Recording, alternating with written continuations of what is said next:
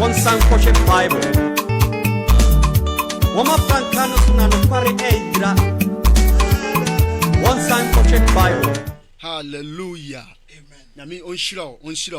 bibiala onye bibiala kase koziso abaya kase so mame nyame nshiro when invite ma for hallelujah. Amen. Salvation hour na time na aso no se eye din se denara ewurade bedi amaye amen bomodero ko dwasasiano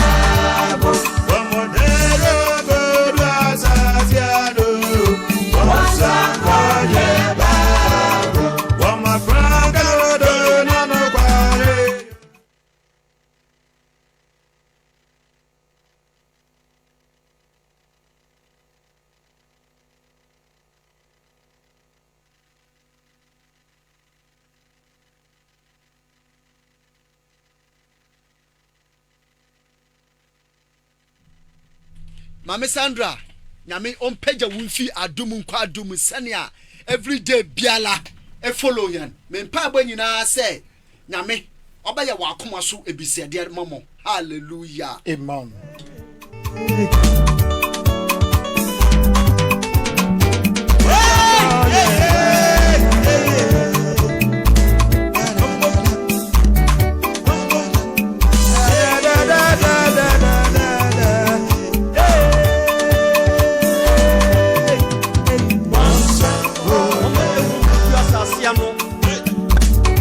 But so best one way invite am afofol. Hallelujah. In the teachings nyame na mabasa emu ode no so. Hallelujah. Yadreba no emu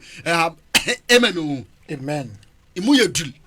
Na obbo ibi biala otefu biala all yadan ohwan. Amen and amen. Amen. Teachings nyame de ode fayan so adreba na nda no. Hallelujah. Or your marriage. Teachings about marriage. Hallelujah. Amen. It's for pen and paper. Na sa wo question so ye bobo four lines and atum na sa wo pese wo de contribution wo de ba na wo da ba wo pese wo de questions bibi so kire wa adwena wo de ba na wo da ba invite ma afofol meselaw na no kware wonyina da na no kware se okuya ni ba awon bi mari finu kware asema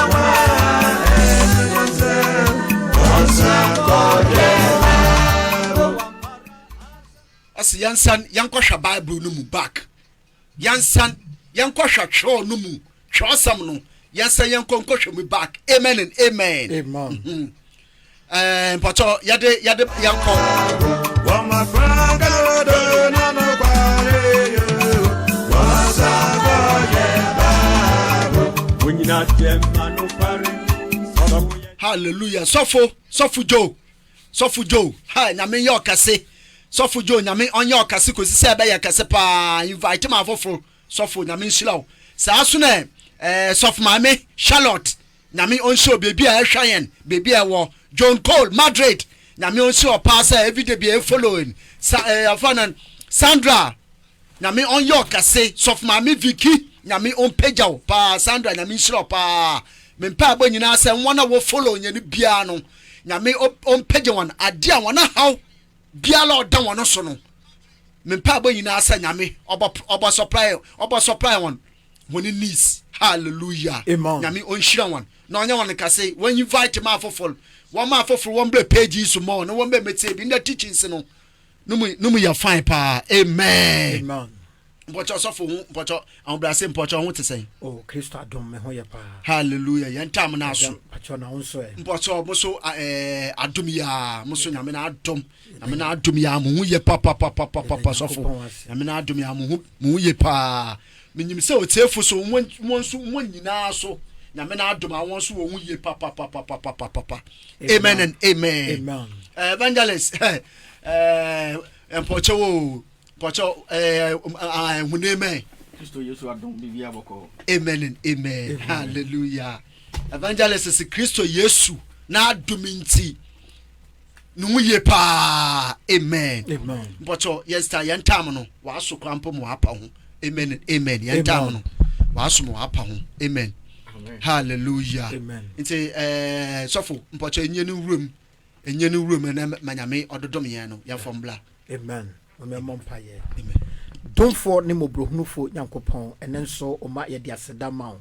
Se awurade wo na wo tom so na wo de na twa na wo twemu na ne so wo de na ba papa na senka wodin. Amen. Awurade o ma ya ba o. Yes. Ene ma onkonkron no mfa ye mu. Ene fansa kan ya no. Yes. Fansa fa ye ketrema. Awurade ma wasem a wo de be fa ye mu aba nei. Mantiase emra mu sonkon. Awurade o ma ye nimu hwio agiso kasafa ye musonkon me pagya atiefo nyina so akoma ekira se nyamo onkonkron o mantiase no nyamo onkonkron bowura atiefo bibiara na ne wasem ade be fa ye mu abai no awurade ye mfiri ha nkono na atiefo so anya adwensa kira sonkon na de nyina wie nkonimdi a Israel nyame Jacob nyame yakase wo na waye wadomunti. Amen. Amen. Hallelujah. Amen. Amen and amen. Amen. Ya de metasafo ase ya de metasafo ase ya de metasafo ase papa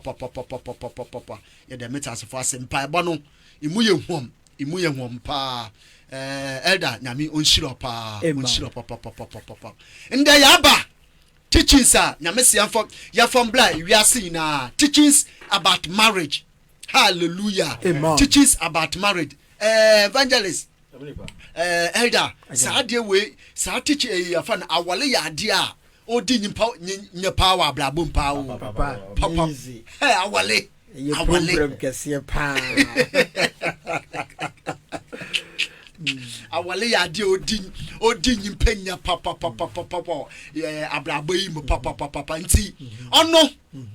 na nyame se yambla na yamba ye mu teachings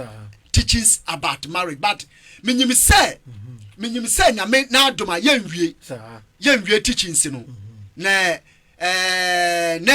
next week so yabotua so. Amen. Mu for telephone number mu for ntugwa. Hallelujah. Amen. Ewo Africa na 03 0034 0034 a pin. Oya pin code no Spain code no. Yeah. Na number na nkasa nie. Oya 631 377 220 631 377 220. Amen and amen. Amen. Nyame onshira ibibiala. Hallelujah. Amen. Nyame onshira ibibiala kwesi se ibibiala ba ye kase pa mpocho ye ba start nye teachings no awale nipa bebre likayan nipa bebre litenyan sadie wo ye bobo so yelbe teachi Allah ho nipa bebre nti nipa bebre pasa wo humu no kwale na we tum wada abobla. Amen and amen. Sadie we hallelujah what's it agrono start. Amen. Mama Sandra nyame shira. Amen.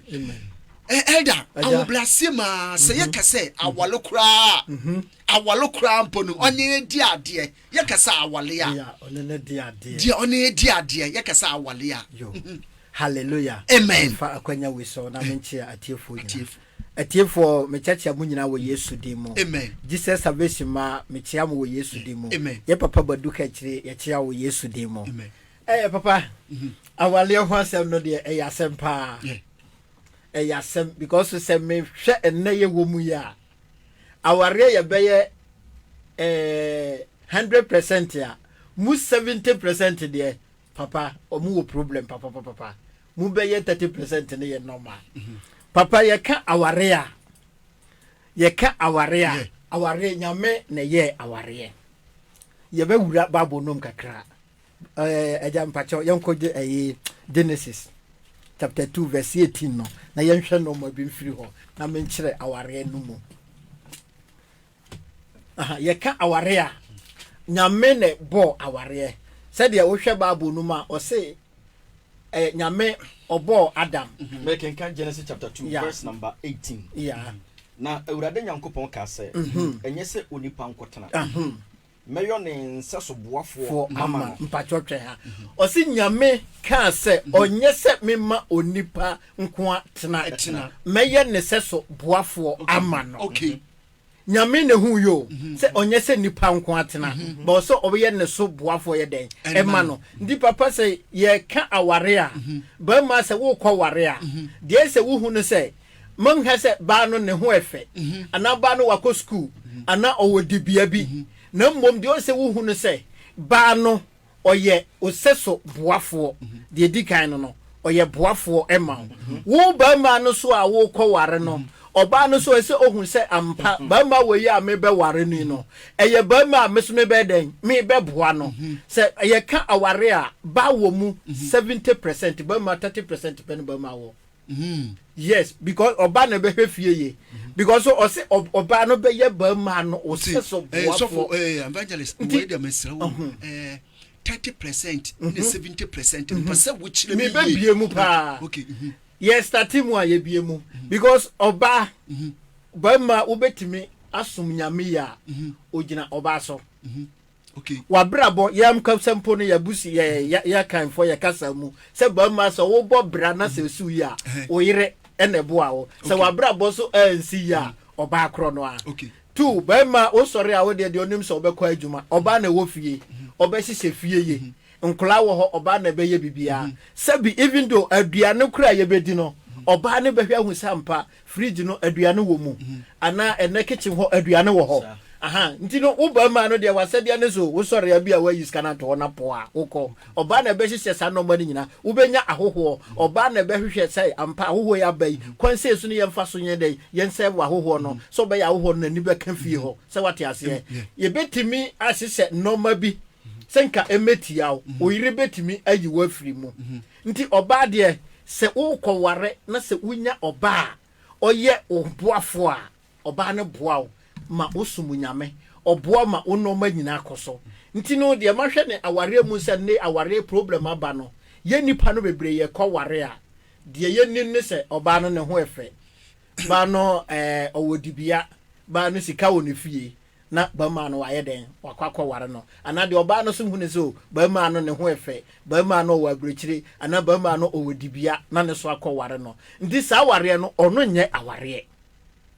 de oba no ne ho efe ba ma no ne ho efe omugina ade bi so ede ware no ono nya ware sense twiro no fa na elder bo mes na bisa de awalo kwa ono ne me ba mi kire omu se mi kire omu abesi ho nti aware no ne se nyame se de nyame kan ye se ba ma enye se wonko a wotena na mom gi se oma wo se so boafo nti oba ono benya na adwene se ampa o ye se ba ma wei ena me se me boa no na wo ba ma so benya adwene se me kofo ba wei ma na be boa na ba no beti wase ma wo ne ne atena na sa na se dia ewo wa ware mu a oye no niti so wo ne sa ba ne tena na se dia wa ware no mu oya na mo tena asundue mu a ono na ye frɛ ne aware because aware bebre wo ho a omo aware de ba enye aware amen hallelujah amen awale bebre wo ma mo ma awalo so enye awale hallelujah amen awale hallelujah awalo krampo onye di ade na elder wa chilem wa start to baby o de bo wie baby amen and amen yanko ofanan evangelist sodoro na evangelist so ma owom no odatue so awalo krampo evangelist what is marriage awalo kra onye di ade what ka awale ya onye di ade ye chia ye tifoni ene yakrofo ni me chia oba papa bi BFM oba papa BFM so to menka me chia opa amen papa mechire mu kakara se ye kasa awade mu a se me ba poto kasa mu a me define say a marriage is a divine institution formed by God okay between a man and a woman awade eye ade kronkron a onyankopon siesie de ma oba ne oberema se me chire mu a afede yanhwe den ne awade no awade ne se oberema ahunu oba said ye eda quote ye ewo Genesis 2 verse number 18 awurade nyankopon na tenase e kan se eni ho kwan se obarima nko atena na meye ne sesode yen boafo enti one oba gina ho se boafo enti ebere obarima behunu se mede awurade no mu asem be ye adwuma ahwehwe me boafo no etwa se okohunu saa boafo no ohunu naja na naja de na ma no otua boade ama naja no na naja no de na ma no na wabeye de yere enti so obisa me sa awade a kakra metumi akafa awade ho no sana awade etie hallelujah amen and amen marriage hallelujah awale on evangelist watch them say it's divine from above oya ade nyame ne nhyehyɛn sɛnea elder so okay no oya nyame na abade ne nhyehyɛn a ɔno nyame waayɛ nti sɛ epese ekoko hu wo partner enyi ne bobobla ekɔ na awofo na ekɔ ka gina awaleɛ ekɔ mo wonye ne mɔn na etua na abɔdeɛ na enyi na aba wo fie hallelujah na enyi na aba betena asomdwim amen and amen onenye awale memfa kakra so mo fanka ho amen and what yaka awale hallelujah awale a book bia mekenkane na musua muhuni nzama bebre wom say up old before for no na say wale ba wale a bema no ko benyi no oba no bema no okọ oba no na ne fie wa kọ oba no ne fie no what jata na wotutu no boyle na wotutu ni teeth na wanye jata no wanye na hye eyafanen edanim se wanye ne sedema edana mu osum hallelujah amen wanye ne sedema edana mu osum a book bi a me read sana wanye no wanye ne sedana no mu osum a wo bisanda brahma no waka kira brahma no waka da brahma no wo yelu wodan no mu na kɔ kafa wo ye na ba onye okese de edan no mu pe na wa lock door no hallelujah na jata no nyina kontokwa na afi no na yire no or the second akodemu wo odo kodemu a oba no wa yele jata no na brahma no etweniti nti ye bebe nyan se ikun na oyele hallelujah ono lukunu na oba na yele no nti olobo bo no na wa bobla amen and amen nti bebe nyan ikun na eyele okay mensanso memble bio meleka ne san sania Genesis 2 ono awale yenye wiasefo awale dabi mpocho wen yetelie pa yenye wiasefo awale na yenyi Kristofo awale se bi wale wo wiase a oye nyame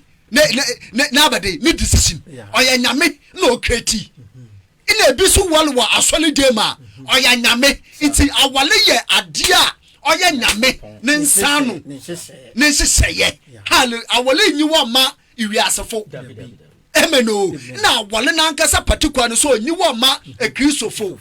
awale nyi wo awale ibibiala wo bebi biala obo wale no oya by divine the send ye kira no okay it's Ephesians 5 verse number 31 amen o Ephesians 5 verse number 31 I say brama be fi na jefie na ode no ho akobo na abade ne yer na wa ba ye honam baako amen and amen it means me say bio na muhuni say eko fitafo shop a na eko welder so side a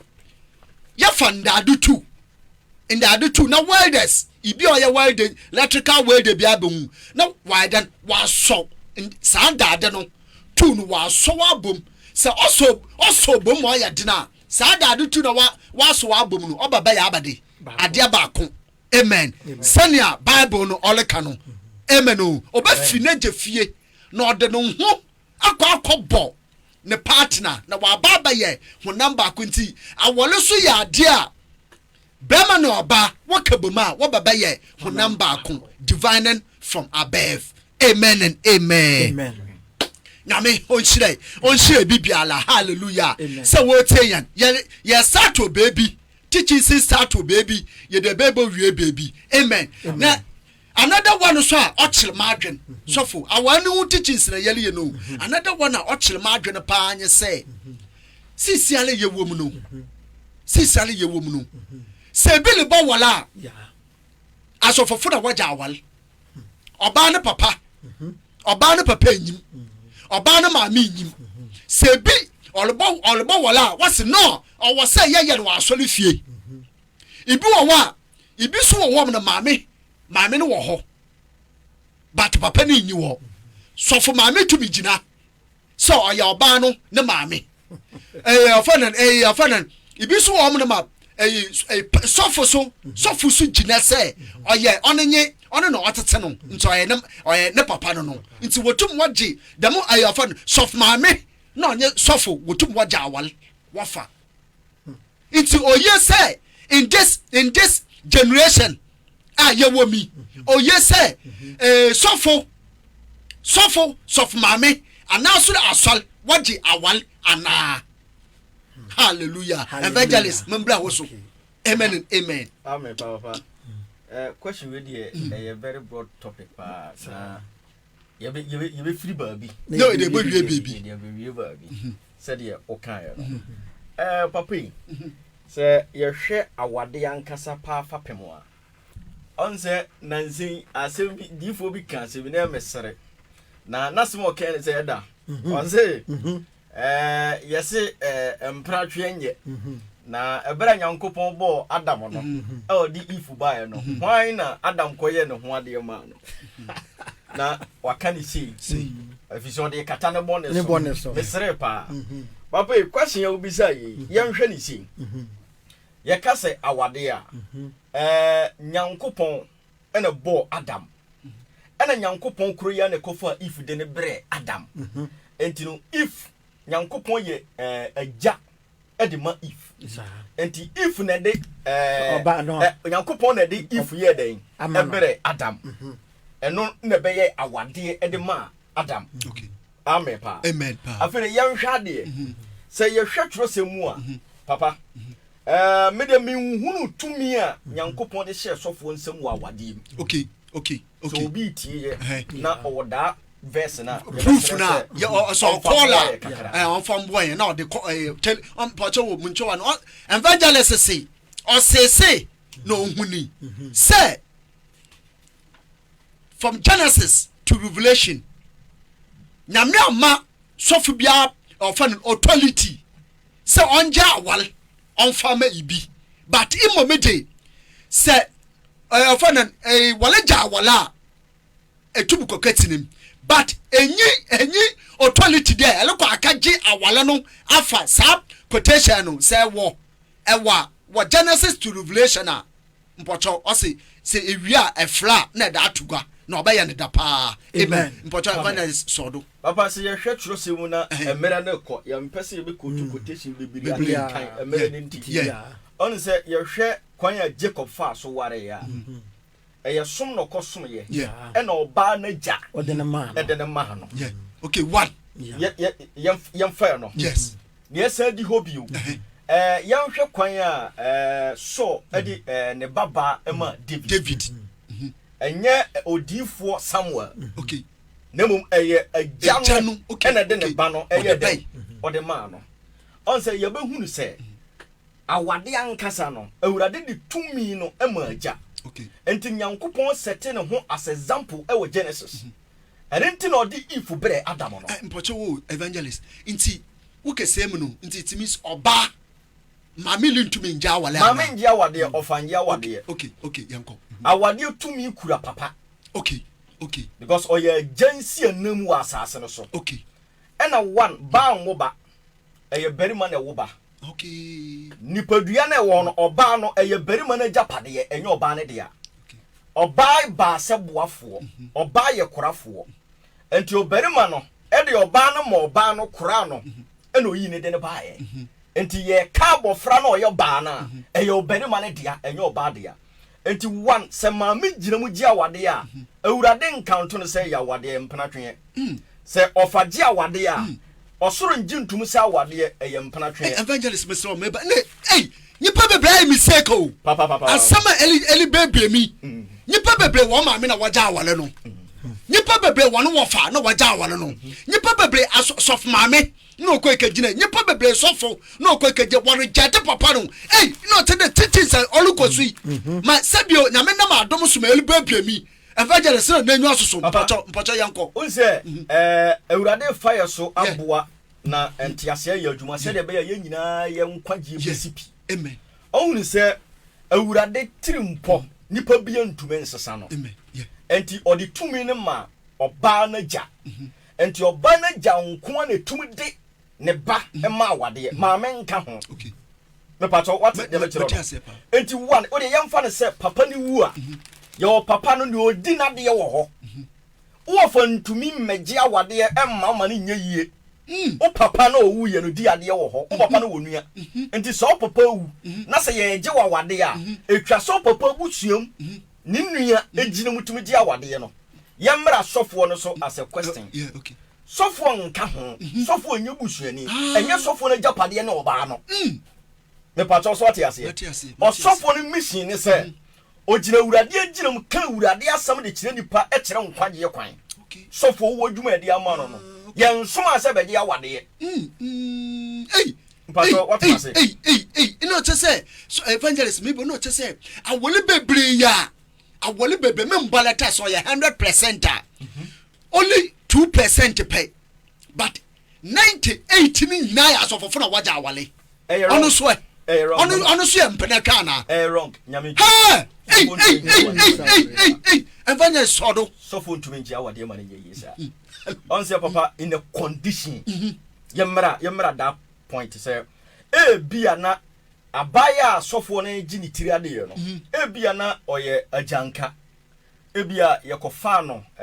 excuse me to say bia yefa no kwanchen bi ni yenim na ja yenim ohun yenim no where about mo enti sofo na ahwa abofra no ma na nyini okay enti e basa na osofo no begina ho se akora ne de aja sa de o gi ni tiri ade a eye den eye yi one da no anya bone ene de okay if you say yenim akora no where about okay na mo se wonim se o papa wo ho na wo kwatu papa one wo si bia me papa nhwe me ena mabɔ me ho modern anyina beduru sisemere na manya bere mama ne be ware me enti me papa pa de me ma ne nyimi tira de ma me awutie me se wo kofa wo fa na oji utira de a osoro gintum sa awade ye osoro hu se wo twempana so wan sori afirima wu abekɔbɔ nsam jam kra nyankwa se wo papa nhwe na kofa wo sofo ma sofo giram baji utira de a me kana okora kire wo enyina wurade asɛm so enti osoro kantoma se wo twempana no nipa ni so na de o so wa ye den wa ware sofo ni twaka e wa wadi papa ya hwa de bi nyankopon di hira e ma aja okay ene mo bi wo ho a ese sekere ne ye yeka that's it ya metiri mpo bo nipa papa o di hira di wura nipa bi ajam ense awurade kan na se mu hye di wagya ene wonani na wonkwan kasa asase no bedi so no ayeden awal enyam paye na nyinche ye nhye ne nso se wo pa bom paye sen na bu papa animutia wonkwan na ye betwa so hallelujah owie no saka se na asase a wo tena so no wotumi eden adi we kire se papa kura tumi di hira de dome hallelujah sene nso pa se wo sofo dome wa wo papa tumi yinu me ne firi so okay efiri se nyankopɔ di tumi amaja okay enti se wo ye sofo gya wade wo nka ho wonka ho kra wo de ye hwe ni se o adenti na wade e koso bebere ba sondom a ye hoahoa adenti na opon asofo ni gira mu afa no 24/7 no ade na omudi madi fia wade and ye nyim firim yeah honestly no mu demand honestly side no why say you demand so no say ye ko ifia wole honestly omunim no kore no ne yakata so baba nipa nyansa e na nipa nyansa Hey, brabaye no wa sondan no mu. Be siesie. Ati ase fe o first offering no kra no. On sakura enye den. Omoto sa teachings we ye. Mesra one. Sa teachings we ye. Say ye gusu ebue mu. Wa wo sofwe na obeja awale a wo papa onyim. Wo maami onyim no oyampe na twe sania ye bibiem evangelist ye bibiem no oyampe na twe. Nipa bebre afall victims. One summer you look at you probably are fallen victims.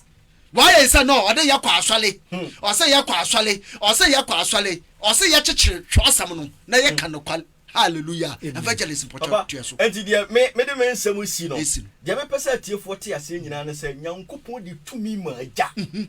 A genuine some could to me. Okay. And into a jack domia or sort of dome, Ushira or Sushira. It is a share. The Old Testament na basa the Bible sia young hunu sofo okodia wade Joseph Bible say no born na dwene pop pese o ja Maria wo kokon efiri so hunu se Maria fafuru one yokoje awade de ma Joseph satem no na Zakaria ya sofo panyini wo ho Bible na record say Zakaria na koje awade ma Joseph yan channel nso eye oba oberema no on sa papa yan hwe ni sei mahunu ba mani jiba ho mene magya ena dwene ho na magya anya abotre ahwem tete no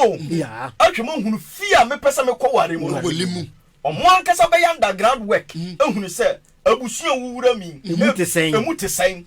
kronobonim mu merima no mu ma no kwa wade o mutimi tena yade ni fie no mu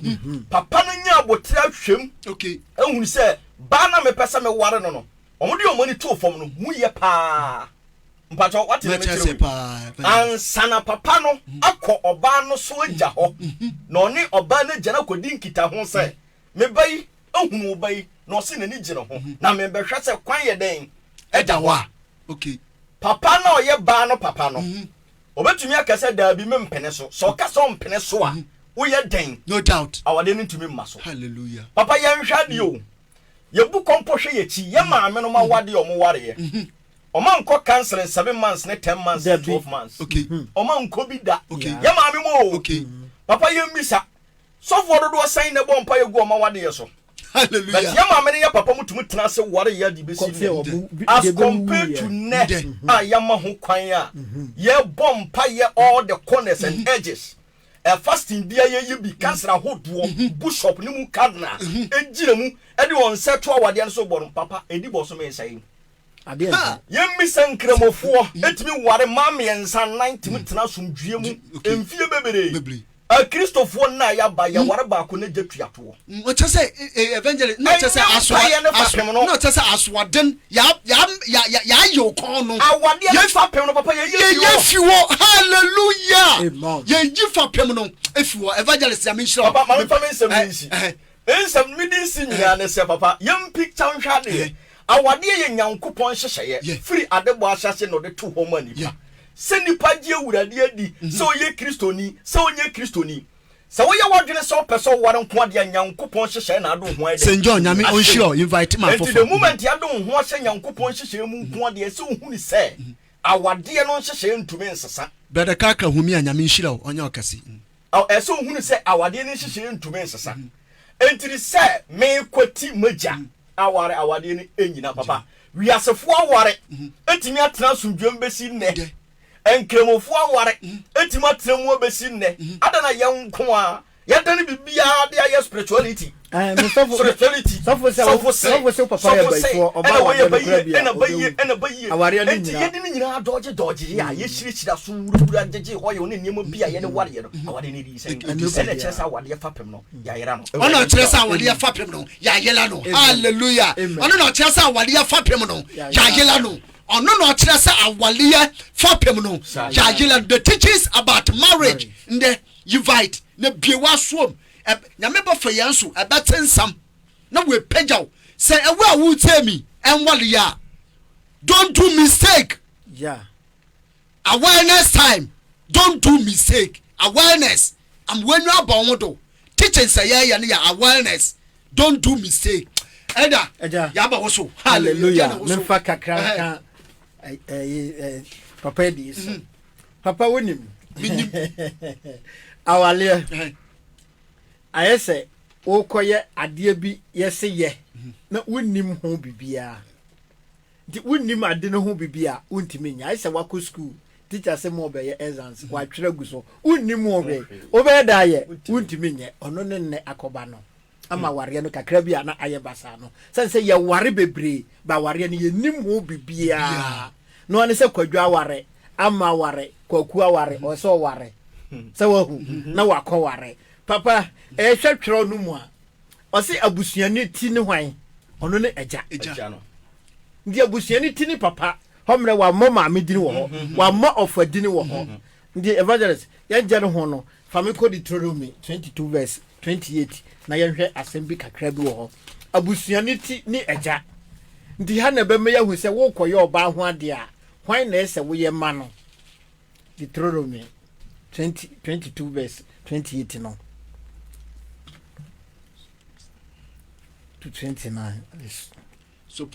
Suppose a man is caught raping a young woman who is not engaged. 29. He is to pay her father the price of 50 pieces of silver, and she is to become his wife because he forced her to have intercourse with him. He can never divorce her as long as he live. Hallelujah. Evangelist Fako ayinu kekana yehwe asem wo hapa 22 verse number 28 20 to 29 so 22 28 yeah ose so berima hunu abofra oyo obabu na berima no ma onfa no ma awade na oche no ne no da ne no da hunu ho a 29 ene oberima one no da ye no ma ababa no agya dwete dwete bena aduonu na enye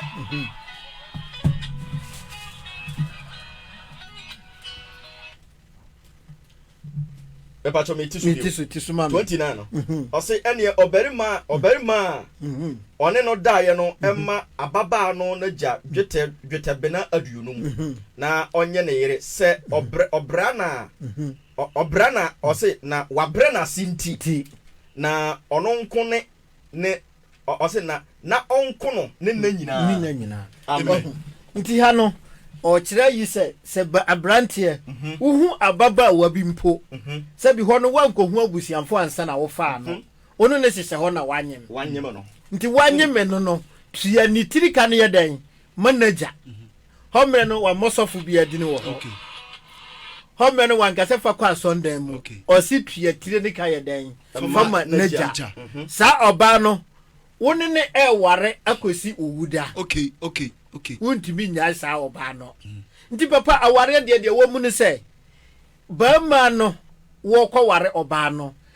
no papa ena ese oje oba no ni tiri ade maame nye sofo maame ji a enyeye papa ayi ofaji a enyeye oba na busuani bi age a onyeye by ba ma ne fomu de sabi akolatu anofo anokra na ese o papa ni a oje a eyeye obi ntimi mfiri abonten emaji utiri ade sabi na de binum ye no me kwa ware a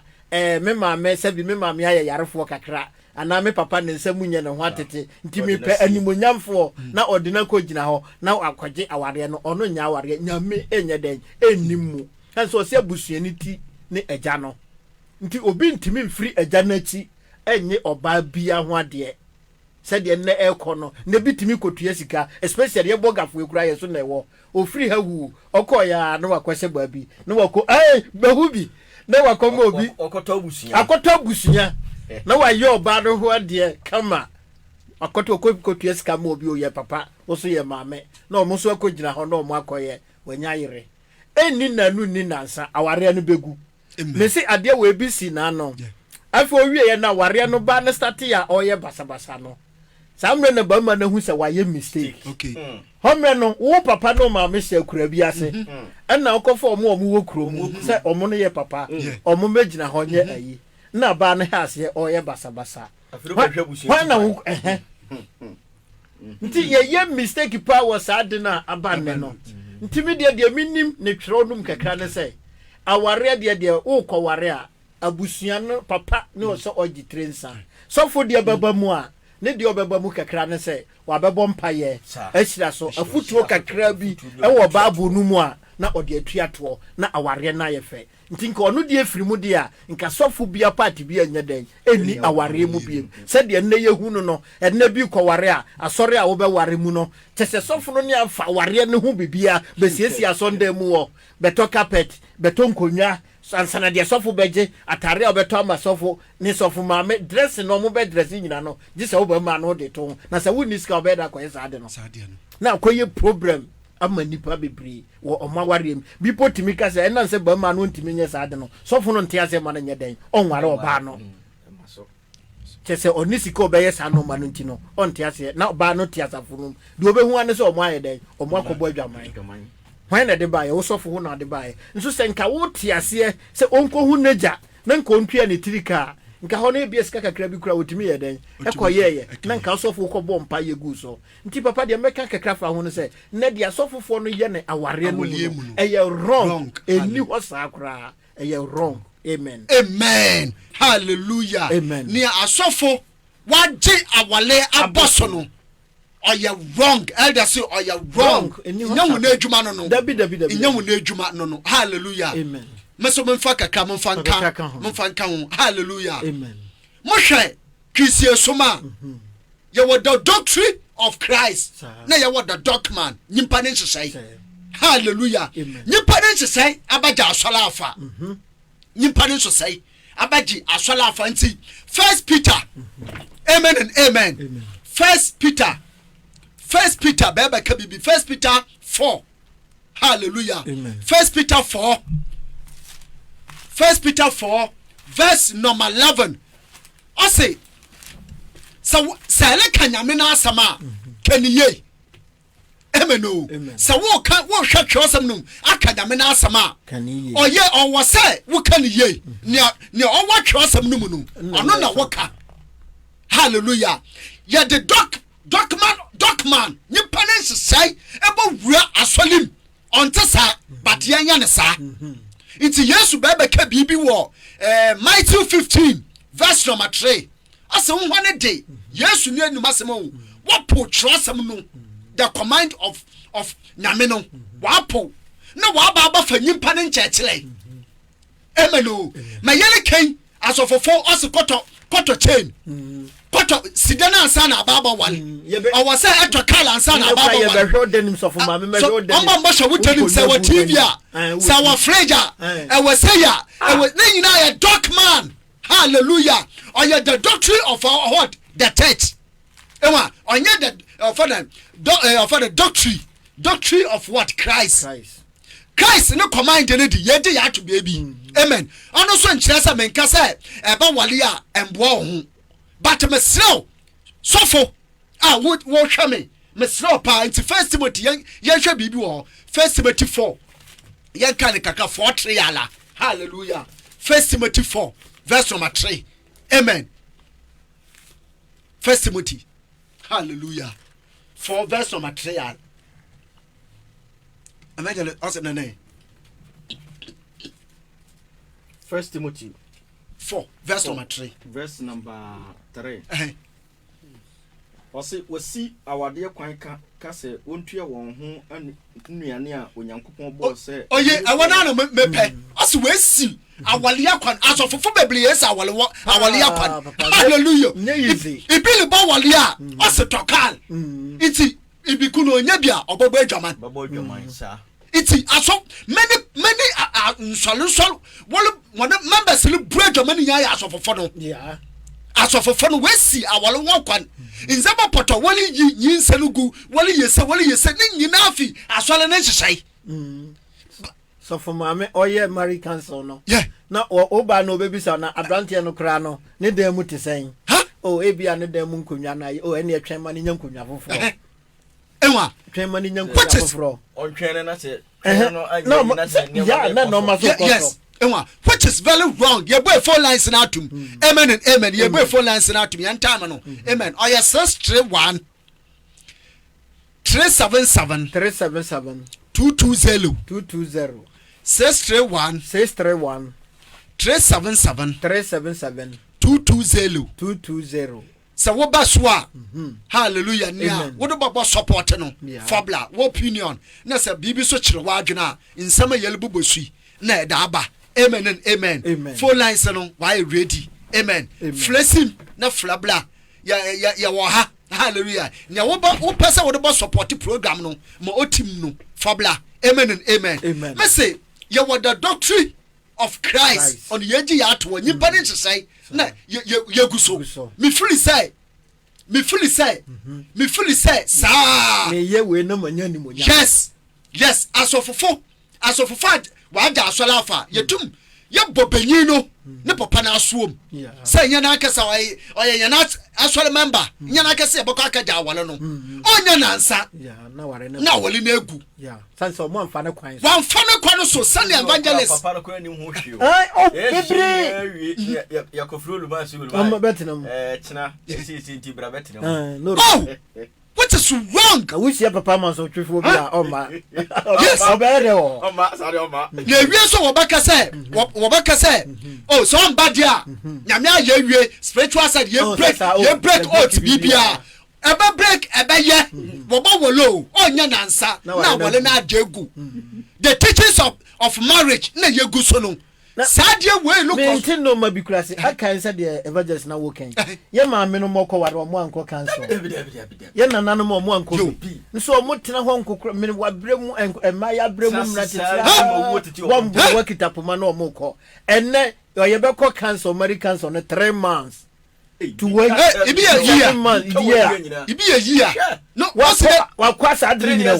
asemoka wakwasa adiri nyina nso mo ya ware na 3 days na wasi dan won ko bu adwaman mo yele chire ni nyina se someone ma twake ya was a council no kura bibi wo mu ni say ya pause adwen wo ho council ano kasa kwa wade ya pro no cancel man no on cancel na wade hallelujah awade fa pem na shake afri wo amen hallelujah amen and amen yebo e phone lines na atum amen o iti me senso me bisa question bi a o chire ma adwene kakra wa ha me senso me bisa de inti so ampara sa awal bebenyi oba manyi paboko ijem ye yantam na aso yantam no aka 8 minutes yantam no waka 8 minutes four lines no for question ete ya bate nyame ya adoma ha nyame pe next week because my yambra asofofo no senia awale no waji awale no afa no waji awale no even if awale no na anyi if awale mu hu bebi a wedding ofi bai hallelujah me blessing or normal blessing the enyu wo yel enyu na wo mba nyina la wie no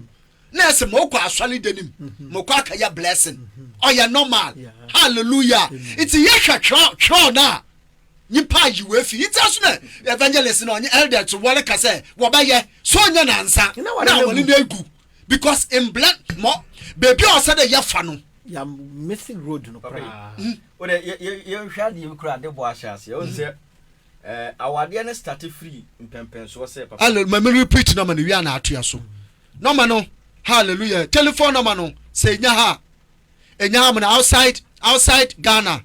ebe use code na da so 0034 631 377 220 631 377 220 amen and amen but yanko dena me kire ne se papa on say ye call counseling asofo bompa ya guso papa yi ete se wo de toa na de ni ti akata so na ohwie so agu akiri nyankopon kro tu ni pa fo di tromi no ose me de owo ne nkwansi wenim de opere yi na ba afutu o tu ni pa no se nipa na nkasa no wo ma ne ho kwan a empa ye oni o enka wade ye ho okay awade ye nte ase awurade nyankopon de oba na eba no ode ne bre adam se boafo ɛna one if so ba no oba se oba nipa abotaye si nani so okay but ne yemisa ye ware boafo enye to ne form ye di akiri ono ne di akiri oba dia me hwe na ai ma me hu a ena to me so so ohunu the purpose what do call many people what do call one the color form when you match so ohunu de akọ eno na ode ko ohunu na eno na ato no so ma me hu kra ya me hu ne menye ye ahofere wo de ma nware wa mehu ohunu adwen ode ko afido okoware oba no so won botaye bi se one opebere ma wo sika saa opebere ma oso bai tre ne mu oduru krokro ane bonwi ne na somunwi wan ware be ma wo vision dem oware kala mpato so what ma dey na se afido obo mienu akosofo nchen sofo be bompa ye wu awade ye so emu fast ni mu akọ kire ne keka oma ware awie papa one hunu say oba no ware no wan ware berima o vision o ware berima onu picture nani so se me pebema ni mu oduru ye kokko na so nwi ena o berima no so no wan ware boafo dabi okoware kara ne to ene form ekura ba afedi mo be ware awie hona wade ne bekeka no ho on say papa there is a difference between lust and love and ekuni papa emranti bebere ni maya bebere ware because of lust uhunu oba na de no form di ba che lust and love so no nyedo so uhunu berema na de no ho ade krasefa no te ase ware na wadi last achi na hunu say dachi ebekeka no ene no mo ware wi papa sa na ate na so minim say sa na ate kama ware kamani wachi kama ya kra batia na so kra minim de ye me a ukra man frɛ me so tis ka de ware last na keka no doni hobi o papa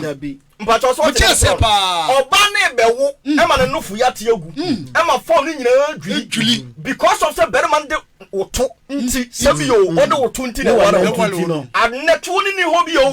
afedi ye wo hefa tuna e flat sa wade ne kana ho enyam paye wana urade de oba na ba no o de ne bra adam se boafo one adam so no wo botaye sinani so vision urade de biribia hye ne nsa but then sasa fapimi nyina yayira no awade no between the both parties na a understanding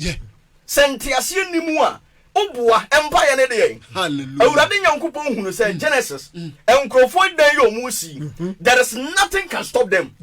but ayesu omani so ne so musi dan beto nyankopon osoro ho na so beto ya de beshi enti de meye ne say meye omo kasa no basabasa dia a misunderstanding mented that the woka ye be dey gra ye bi awade ye ntiase between the both parties entiase nimu a obua enya paye ye ma me hu ne ho se oye oba enti oba bi atwa so fira ahobrase ntoma ma wukunu enti ye ma me bre ne ho ase ma ya papa me pa so what eni ye papa so hunu se ono so ye berema enti asede bi se berema ye no ya papa so huni so ba ye mo enti otimi ware ya de beduru ene bere ne ye mi se ho oba hunu no ho se atwa so bre no ho se ma berema mpacho bote ne kire no enti onu ni sante ase no enti o ware ya berema na ye be hye ne so no o be kire se untumi nhye so no berema bia so ye ken berema bia rula enti berema bia wo mre wo ho ase nhye na so no papa on ti ase because on no pinche na him hallelujah hallelujah when you can say the marriage teachings ye guso no sa teachings we ye ba bia ma ba 2 weeks so because in some bebre ho na bre no pese na sese kra ye ken sese se wo ko ware a wo be ye da yehu hallelujah amen time no ye time no yes nka ya bo no papa time wo be ye de ne time no ye time no hallelujah wo ba ware ya wo be se na hu se we ye wonsa so we ye wonsa so oba boa me anaso onboa me ye fonto hallelujah because ye ka say ye bie ma ye number na ayamber amen and amen ye number na ayamber nti oya nyame ne pia next week no follow hallelujah blame na nyina ye nche teachings no because ibi wo wa awale but ne ibia may oya wrong way ekwana efa so de wale no onya no kwan no na ebi so wa enwale afi na le kwa akotom amen ya be kira ye da akapem amen na menyim say this teaching see nyame be pejaw efi adumum akwa adumum hallelujah nya ya fa okay in the contribution na ye wa contribution na mpanti meme yan kan nti ay na mane pia ay na me pia next week nyame onhye bibia hallelujah kosi se ibibiala obaya kase pa amen and amen nyame nya bibiala kase kosi ada ebeche binuma ye dikelechi wonda nti yeda nyankopon ase yes se ona ne dom so wa ma yede akwawi asomjim nyame boa next week yeda so ha yebeto aso ay na mane pia china ya wo ho hallelujah salvation hour wobo 4 o'clock Ghana oya ha 6 o'clock salvation preaching lokodo papa nti nyame onhire bibiala wona wo hwen si won following nyame bo echina preaching bokoso na nyame be pege we fi adum akwadum nyame nka ho onye okase kosi se ebe ya kase pa amen bye bye Woma frankano na no kware eidra one sign for check Bible Woma yina ema no kware okunu ye dimpa Woma ye mfimfiri no kware no hoda asem wanwane no kware sema ewrade dia mayeni one sign for check Bible se eye din se denara ewrade be dia mayeni amen Como debo que vas hacia lo, vamos a